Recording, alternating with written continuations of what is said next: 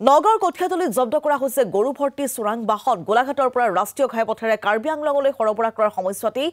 ৪১টা গৰুসহ ৰাজ্যে কৰায়ত্ব কৰে ৪খন গৰু ভৰ্তি বাহন ইয়াৰ পিছতে জব্দ কৰা বাহন কেইখন চমজাই দিয়ে আৰক্ষীক একাংশ সৰবৰাহকাৰী আৰক্ষীৰ জ্ঞাতহাৰে কামপুৰৰ মাজমজিয়াৰে অসমৰ বিভিন্ন প্ৰান্তৰ পৰা নিতৌ অবৈধভাৱে গৰু সৰবৰাহ কৰি আহিছে যদিও চকুমুদা কুলিৰ ভাৱত আৰক্ষী প্ৰশাসন আমি পুনৰ আপোনালোকক জনাইছো এখন গৰু ভৰ্তি বাহন জব্দ কৰা হৈছে কামপুৰত আৰক্ষী অভিযান চলাইছিল নগাঁৱৰ কঠিয়াতলিত জব্দ কৰা হৈছে এই গৰু ভৰ্তি চোৰাং বাহনখন গোলাঘাটৰ পৰা ৰাষ্ট্ৰীয় ঘাইপথেৰে কাৰ্বি আংলঙলৈ সৰবৰাহৰ সময়ছোৱাতে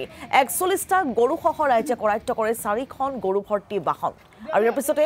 জব্দ কৰা বাহন কেইখন চমজাই দিছে আৰক্ষীক একাংশ সৰবৰাহকাৰী আৰক্ষীৰ জ্ঞাতহাৰে কামপুৰৰ মাজমজিয়াৰে অসমৰ বিভিন্ন প্ৰান্তৰ পৰা এইদৰে নিতৌ অবৈধভাৱে গৰু সৰবৰাহ কৰি আহিছে যদিও এক প্ৰকাৰ কাণ সাৰ নাই প্ৰশাসনৰ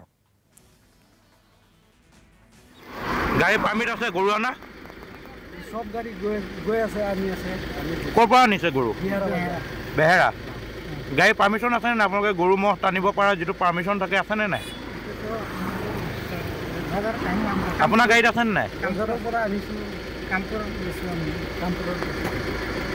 ক'ৰ পৰা আনিছে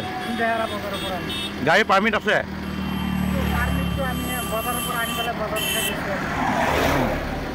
ক'ৰ পৰা আনিছে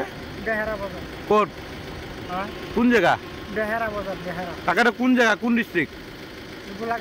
গোলাঘাট ডিষ্ট্ৰিক্ট এতিয়া নিব ক'লৈ গোলাঘাটৰ পৰা কামপুৰলৈ গৰু আনিছে এই গাড়ী পাৰ্মিট আছেনে নাই আপোনালোকে যে জীৱ জন্তু কঢ়িওৱা পাৰ্মিট আছেনে নাই